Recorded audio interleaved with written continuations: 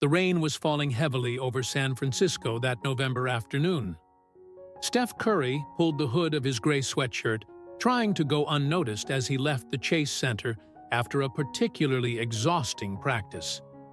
The Golden State Warriors would face the Lakers in 2 days, and Coach Kerr had demanded the maximum from everyone. Walking toward the parking lot, Curry quickly checked his phone. 3 messages from Aisha about dinner with the kids, and a notification from the charitable foundation he managed with his wife. He was so absorbed that he almost didn't hear the muffled sobs coming from a nearby corner. It was a sound that made him stop instantly. The unmistakable cry of a child. "I didn't see you hit the subscribe button on our channel.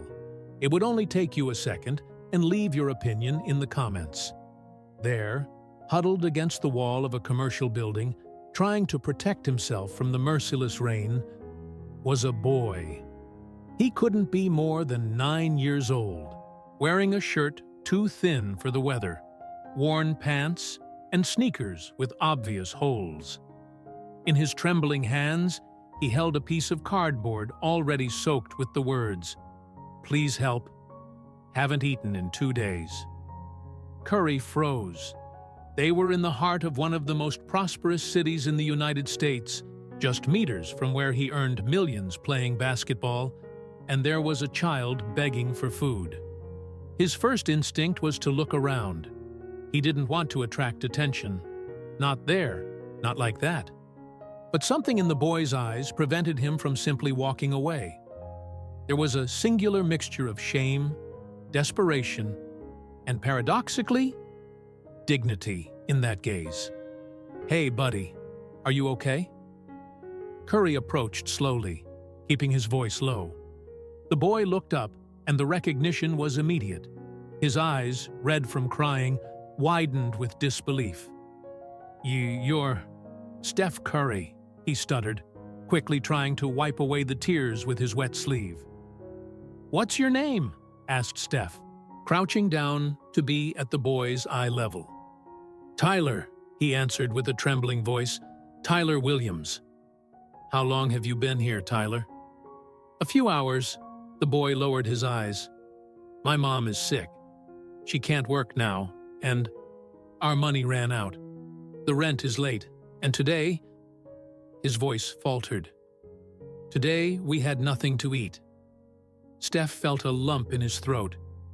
"Where is your mom now?" "In our apartment, resting. She doesn't know I'm here. I told her I was going to study at the library." Curry offered his hand to the boy. "Come with me. There's a diner right on the corner."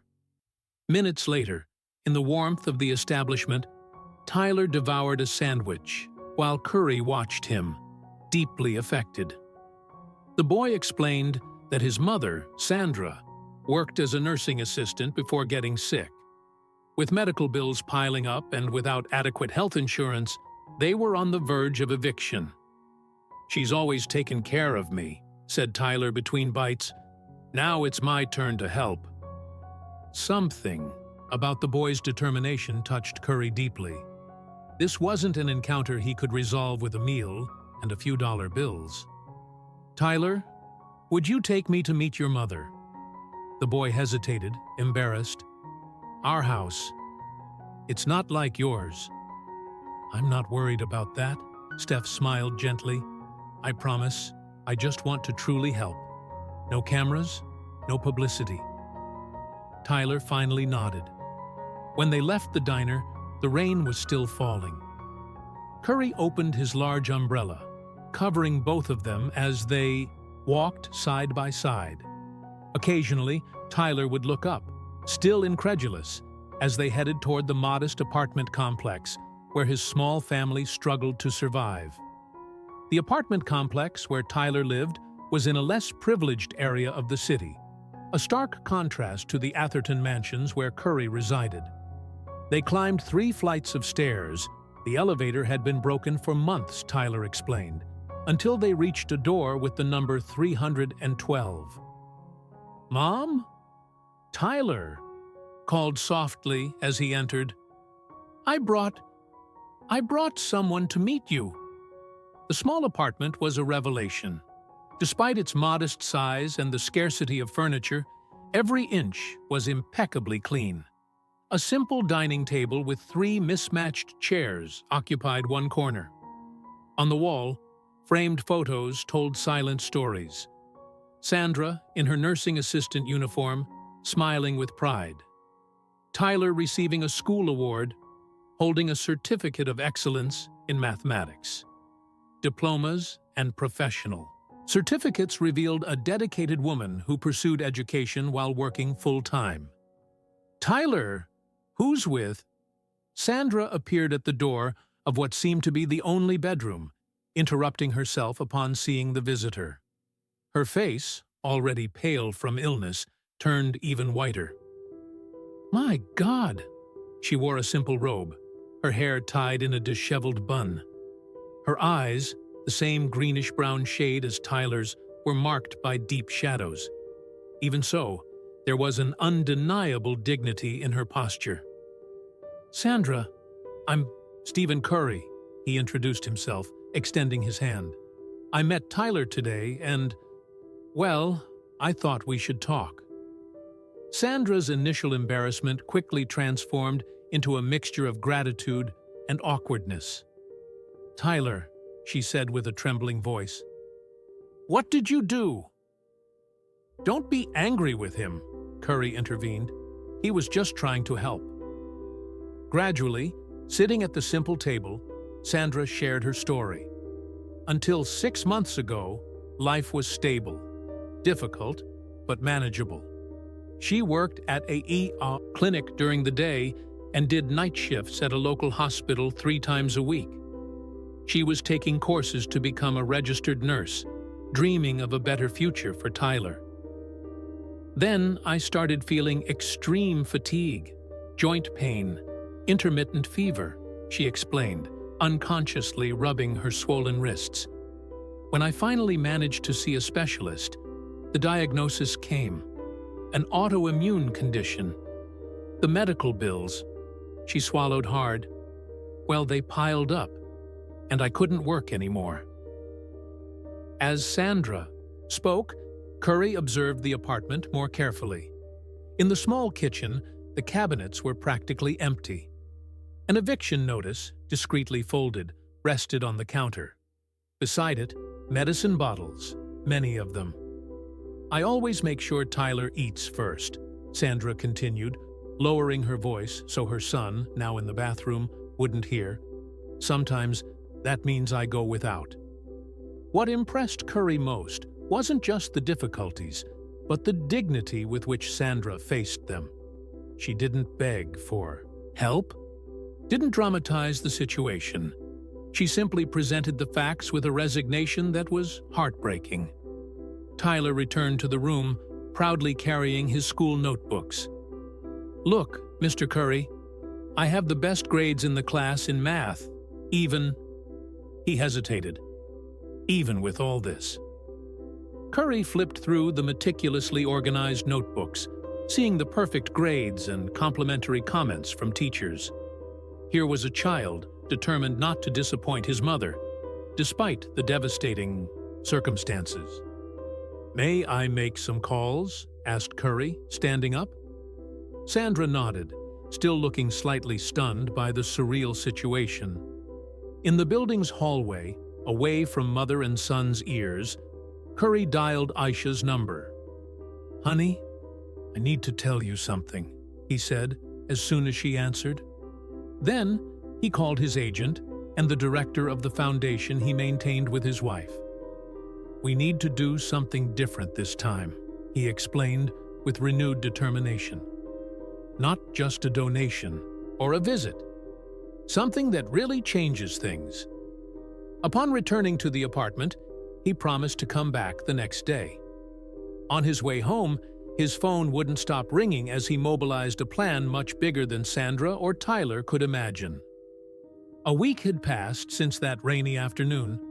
Apartment 312 remained the same in structure, but small and significant changes were evident throughout. The refrigerator, previously almost empty, was now stocked with fresh food. The Cabinets contained enough supplies for weeks. In Sandra's bedroom, a new adjustable hospital bed replaced the old worn mattress that had worsened her pain. A middle-aged nurse named Diane had just left after her daily visit to help with Sandra's treatments. On the table where the eviction notice once rested, there was now an organized medical schedule and properly filed prescriptions. Bills with red warnings had disappeared. The doorbell rang promptly at 3 in the afternoon, as promised. Tyler ran to open it, his face lighting up seeing not just Steph Curry, but also Aisha and a small team from the Curry Foundation. "Welcome," Sandra greeted them from the living room, now able to stand for longer periods thanks to the new treatment. Her color had subtly improved, and there was a cautious gleam of hope in her eyes. "Come see my room." Tyler pulled Aisha by the hand with the typical enthusiasm of a 9-year-old child. "I have a laptop now.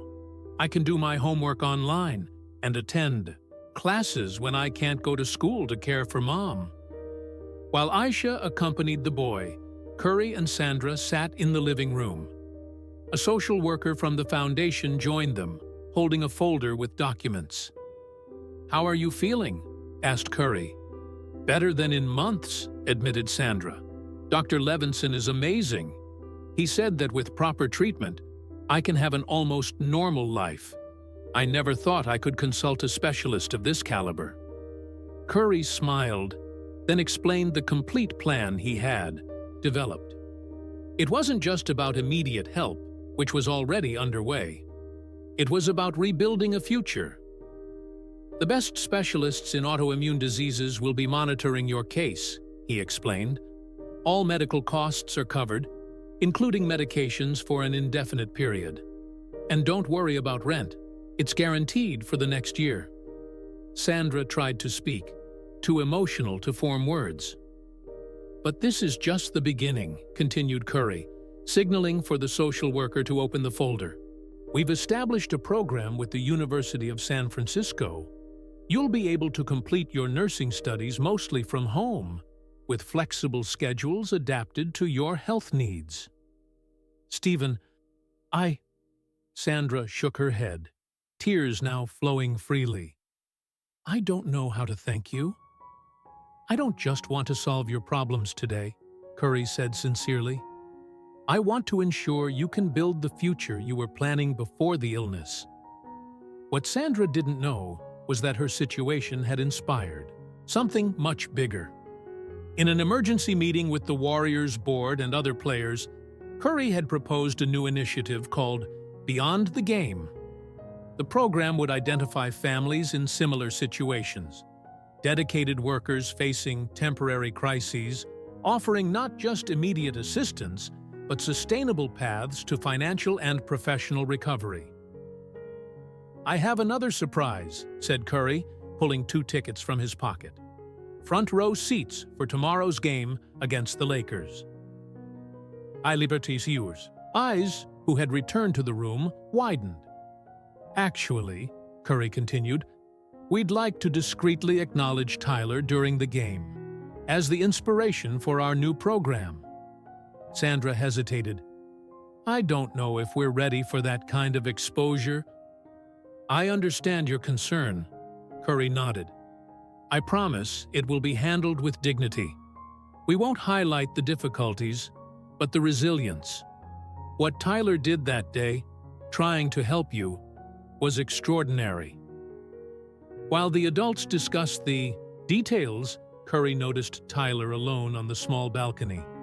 He joined the boy, who was watching the light rain falling over the city. "You know," Tyler spoke without turning, "I felt really ashamed that day, asking for help that way on the street." Curry knelt beside him, coming to his eye level. "Sometimes, the greatest act of courage is admitting we need help," he said softly. "You not only helped your mother that day, you helped me see something I needed to see." "What?" asked Tyler, genuinely curious. "That I can do more," replied Curry. "Much more." 6 months later, the Chase Center vibrated with the electric energy of a playoff game. The Warriors faced the Nuggets in a decisive match of the season. In the front row, Tyler observed every movement with attentive eyes, occasionally noting statistics in a small notebook, a habit he had developed in recent months. Beside him was Sandra, unrecognizable compared to that fragile woman from the small apartment. Wearing her nurse uniform, she had come directly from her internship at the UCSF Medical Center. Her face shone with recovered color and vitality. The specialized treatment was working, allowing her to manage her condition while pursuing her dreams. "Almost time for halftime," commented Sandra, checking her watch. "Are you nervous?" Tyler smiled, shaking his head. "Not anymore." The Beyond the Game program had grown exponentially. What began as Curry's personal initiative now included partnerships with players and teams across the NBA. It had expanded to 10 American cities, with plans for 5 more next year. More than 50 families had already been directly benefited, each with its own story of recovery and renewal. During halftime, the arena lights dimmed. On the giant screens, a brief video began playing, testimonials from families impacted by the program. Sandra and Tyler appeared briefly, not as charity cases, but as examples of resilience and transformation.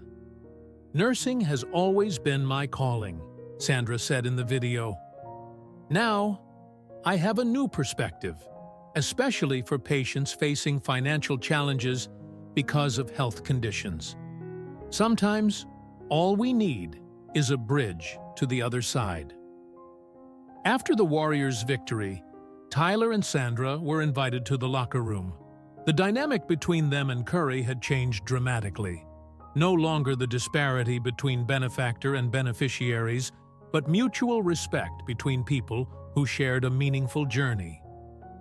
"Look what I brought," said Tyler, excitedly, showing his latest report card. Maximum grades in all subjects, and a special comment about his participation in the school's new science mentoring program. In a quieter moment, while the celebration continued around them, Sandra discreetly handed Curry an envelope. "What's this?" he asked. "Open it." Inside was a check, a modest but significant percentage of her new salary as a nursing intern. "For the next one," she said simply. Curry hesitated, clearly moved. "Sandra, you don't need to." "Yes, I do," she interrupted gently. "That's how it works, isn't it? We transform help into hope, and hope into action." On the way home after the game, Curry deliberately drove by the spot where he had found Tyler 6 months earlier. The place was transformed. A small community center now occupied the ground floor of the building, offering meals, resources, and guidance for families in need. The simple sign above the door didn't mention Curry, nor the Warriors. There were no shiny, logos, or celebrity names. Just a simple message that captured the essence of everything that casual encounter in the rain had triggered. Beyond the game. Because everyone deserves a second chance. Curry smiled, gently accelerated, and headed home, where Aisha and the children waited for him, along with plans for the next 10 families the program would help that month. A small encounter had grown into something much bigger than himself, and that was perhaps his greatest achievement off the IBE court.